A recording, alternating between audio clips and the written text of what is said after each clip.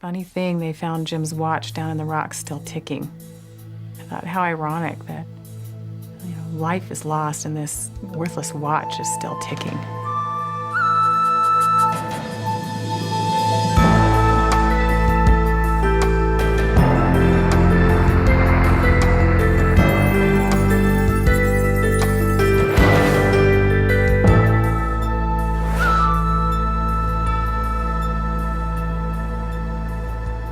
Where is God when the human spirit is overwhelmed with grief? Whether thousands die in a national tragedy like the World Trade Center, or you lose the very dearest person in life to you. The fact is that the experience of death and dying is a universal reality that continues to confront us with the questions about God. In today's program, you're going to meet some individuals who are going to share out of their experience some very deeply moving insights into God, simply because some of them are facing their own imminent deaths. Some of them are grappling with a horrific loss. We need to consider grief as a nation, and so later on in our program, I'm going to be talking with a stress and trauma expert who at this very moment is counseling on the site of the World Trade Center. How do we as Americans cope with grief and death in the picture of our national experience? But first of all, a woman whose world fell apart and whose life caved in with a single phone call. My husband was working on a documentary film at the time and wanted to take some footage up in Alaska. He had enough miles on his travel bank to take both our boys with 3 tickets. So they were pretty excited to get to go to Alaska. In August of 1990, Pat's husband Jim and 2 of their 4 children, 13-year-old Tony and 11-year-old Joey, flew from Los Angeles to Anchorage, Alaska. While there, they called home with stories of caribou sightings and new friends they met in outlying villages.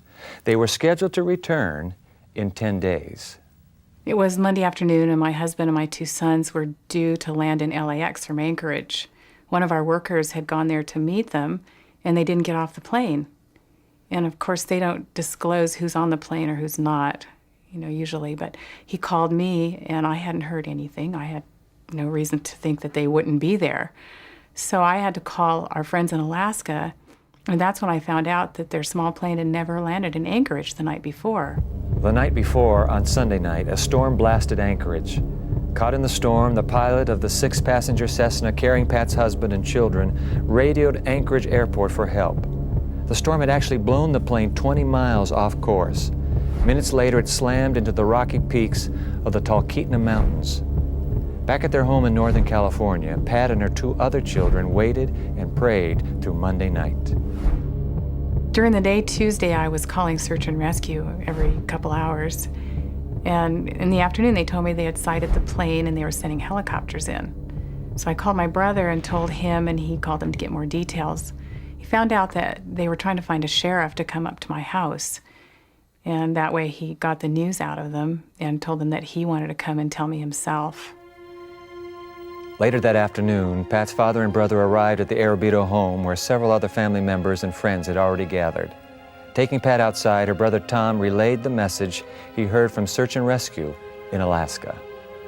My brother just said there are no survivors. And I just heard those words just whirling around in my head over and over, no survivors, no survivors.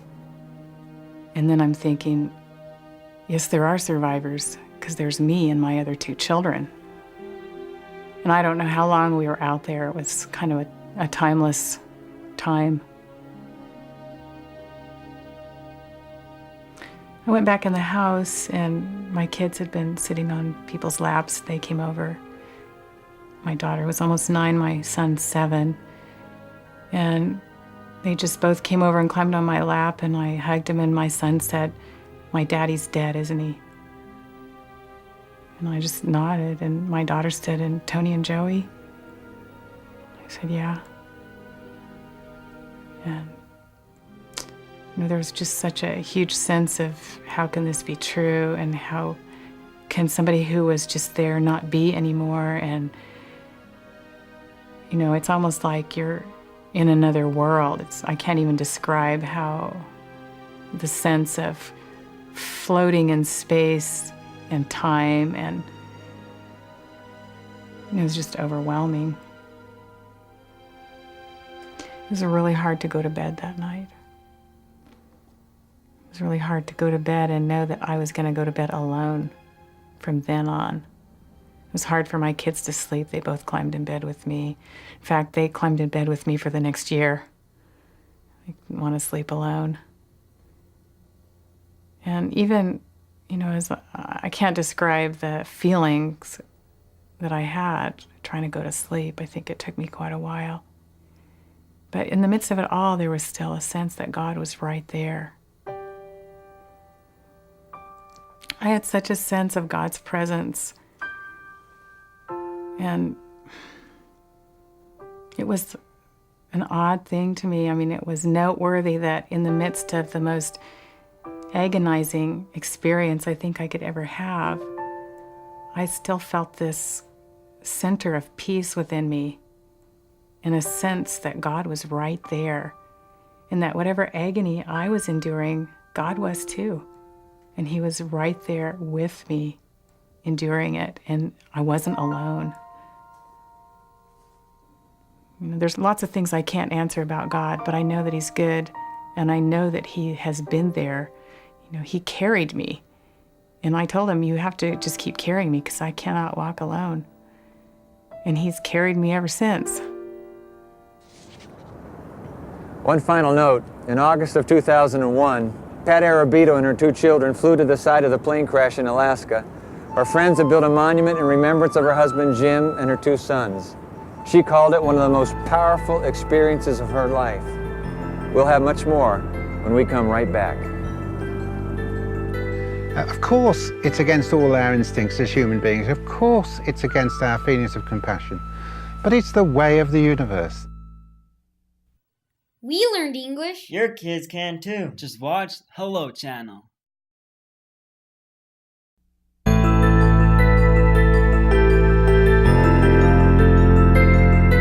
This powers a pump inside my heart. And if the pump in the heart failed, or if I didn't have these batteries, well, I'd go into a heart cardiac failure. So I live with the presence of death, or the possibility of death. And indeed, in fact, just looking at it, I can see this is about to run out, so I'll have to change it. From now on, when you and I see the New York City skyline, it will be a reminder of how utterly fragile and transient human life really is. In fact, to hear the word death, to speak it, for most of us there is aroused an inner foreboding, a sense of fear. Dr. Rob George is a clinical director of a London palliative center, what we in this country would call a hospice. Day and night he lives with death and dying. Listen to what he has to say about death. I think that, well, I know that there is such a thing as a healthy death. Now, what exactly do I mean by that? I don't mean a death that's been surrounded by roses and soft music and everybody sitting around. I mean a death that's made sense in the context of the life, that has moved someone to the place where they're going forward through death into something else, and where they've engaged with and addressed the tensions and conflicts that their life has brought to them, and how they've got a hold of those, and how they've wrung meaning and sense out of that life and also out of that dying process. Peter Houghton has first-hand knowledge of what it's like to prepare for a healthy death. He nearly died of heart failure before receiving the experimental artificial heart that continues to extend his life. So I'd said all my goodbyes and thank yous and tried to put everything right that was wrong, and I was ready to die. I'd done all I could. And at that point you have to reach into yourself, into your own personal strength, into your own sense of, in my case, of God and the Holy Spirit, and rely on that to take you through the last and unpleasant hours. And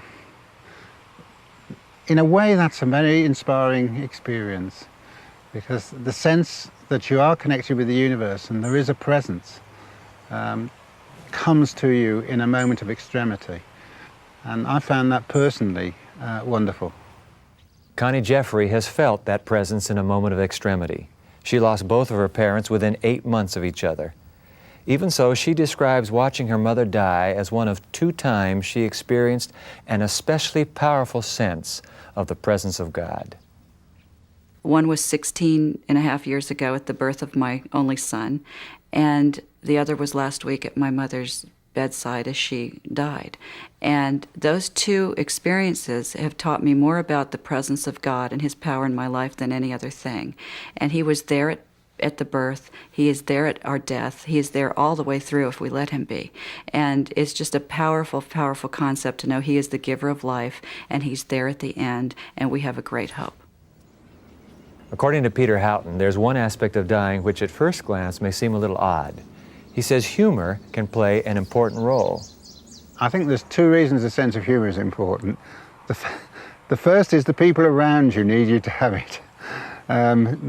They need to feel that when they're dealing with you, that you can take it lightheartedly, and that you can crack the old joke right up to the end. And it's very noticeable the better response people who are in the last stage of dying get when they have a sense of humour from their people around them than when they just lapse into depression.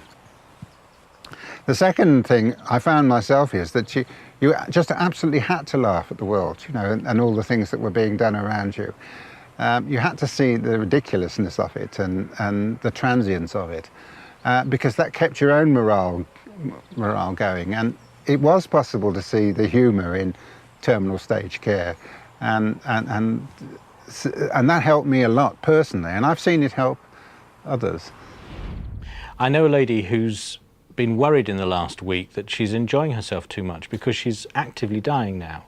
She's been concerned that she's not dwelling on the serious and worrying things about the future of her soul and that kind of stuff. I think it's fantastic because it means we can bring lightness to very painful areas. The ability to laugh at the painful things actually robs them of their power. You've got to have laughter, and you've got to have as much love as you possibly can. I mean, look around you, it's summer. I never expected to see another summer. I mean, life is a miracle, isn't it? And we have to find out what this wonderful miracle's for. We need to live every day as if it's our last or our loved one's last, because we want to be able to say those things. We want them to know they are loved. And because my dad went to sleep one night and didn't wake up the next morning, I didn't have a chance to really say my goodbyes and tell him how much I loved him. When I went into Dad's room the morning after he died, I was numb, and I was sad, and I had 100 different emotions, conflicting emotions, and I was scared. It was the first death I'd experienced. And when I went in there, I found his Bible open to where he'd been reading the night before, Revelation 22, the very last chapter, the last words of the Bible. And surely I come quickly, even so come Lord Jesus. And I was comforted by that. I believe that was a message, and God was saying to me, it's okay, you know, it's going to be okay. There are 5 things we should try and do. We should remember, as the Buddhists say, everything is sorrow, everything comes to an end. And we should remember, as the Christians say, and everything is renewed, but not the same. And we should remember, as the Taoists in China say, right actions lead to right results, and wrong actions lead to wrong results. And we should learn that every friendship, every relationship has to be mutual. We can't impose ourselves on others, and they can't impose themselves on us without consent. But finally, and this is the thing that matters to me, there's glory at the heart of everything. There is the act of creation that began the universe that echoes, I think, personally, within the soul. And that's the great journey that I found Extra Life helping me make, the discovery of, I call it, the echo of the creation.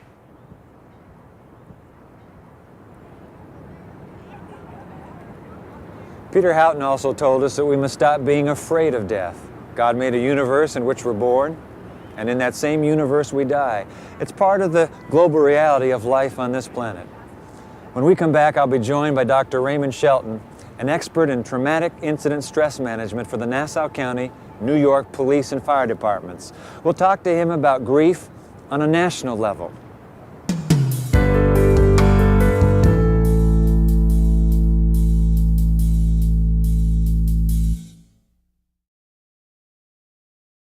Hello, I'm Nastasia, and I'd like to introduce you to Hello Channel, the innovative new way to learn English as a second language. If you can learn English, your opportunities expand.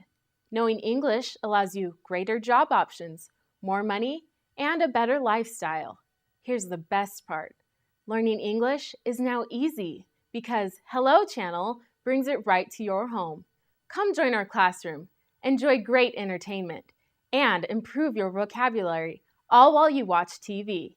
A brighter future is ahead if you'll just say hello.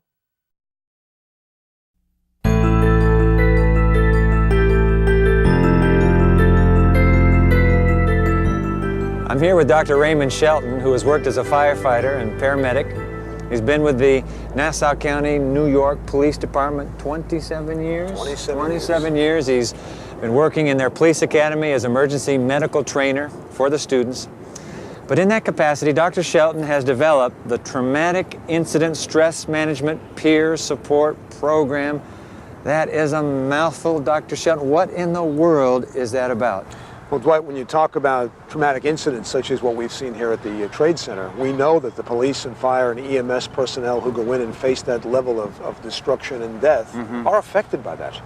And what the Peer Support Traumatic Incident Program does is provides them a means of being able to deal with that tremendous level of stress, the reactions that they have, and how to get them through so that on the opposite side they come out as healthy individuals.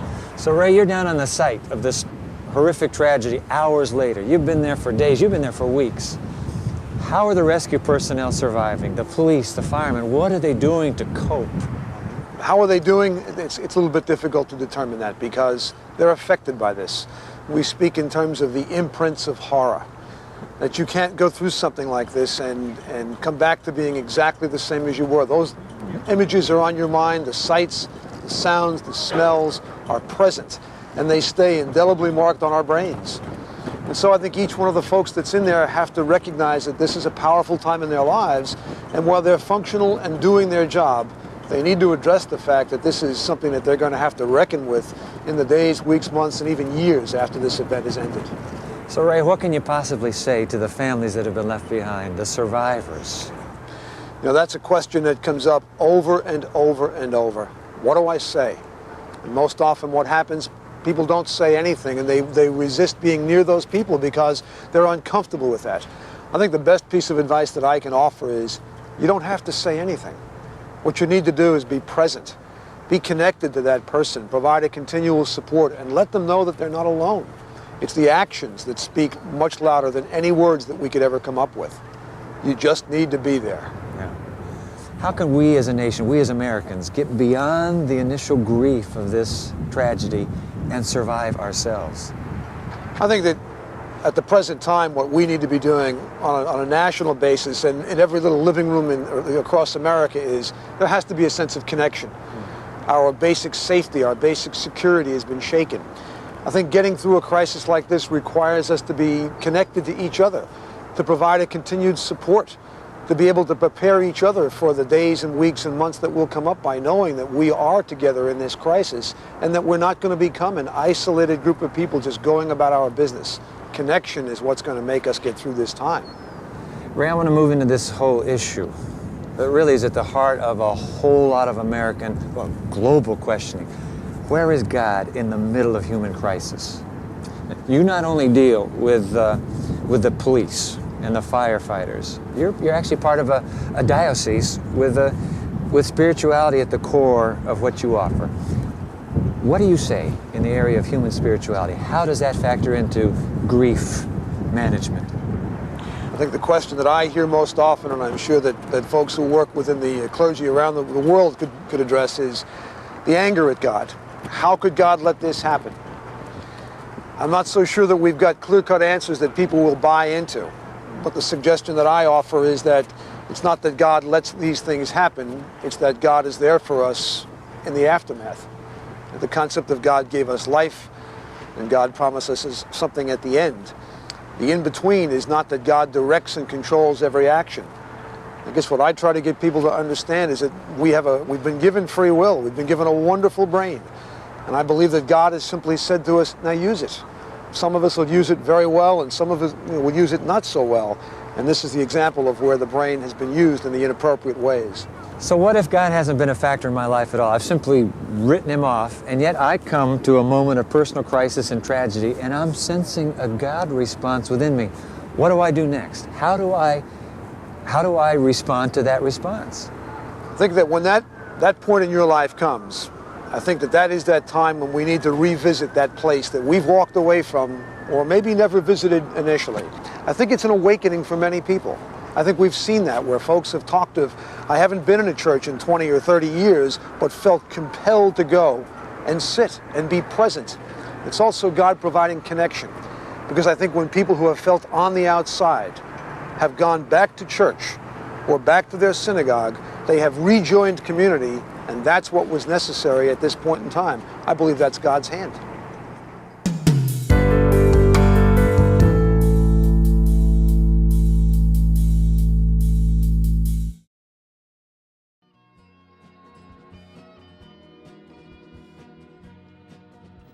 Hello. That's right, I said hello. I'm talking about an exciting new television channel that will change your life. My name is Ruth, and I want you to be one of the first to know about Hello Channel. Hello Channel is designed to teach you to speak English. Anyone can learn.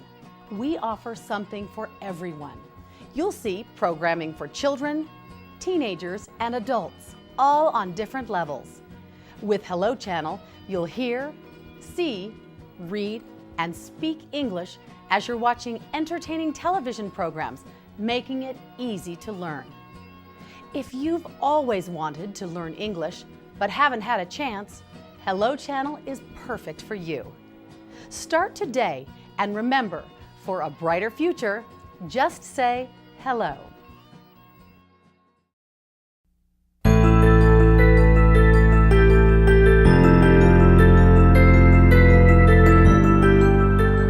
This skyline you're seeing has become a symbol of incomprehensible tragedy. It's a reminder to the entire world that life on this earth is transient. When someone close to us dies, or when we face our own death, the question that always comes up sooner or later is the question why. How did you feel when you saw the images of the World Trade Center collapsing? I've got to tell you that when I saw those towers explode in flames on my television screen, my stomach knotted, my heart twisted in pain for the horrific human loss. How can we possibly explain such an immense human tragedy? Every religion has its own answer to that question. The ancient scriptures tell the story of a God who in grief stands beside his Son as he dies upon a cross, a God who anguishes with the suffering, a God who weeps with the dying. The stories of human rescue and survival that have risen out of the ashes of New York City's Ground Zero are to me a symbol of God's promise of ultimate rescue. Death doesn't have to be the final word. God has the final word, and that final word is a promise of life. That's why I trust him, and why I believe you can trust him too. I'm Dwight Nelson. Join us next time for more of The Evidence.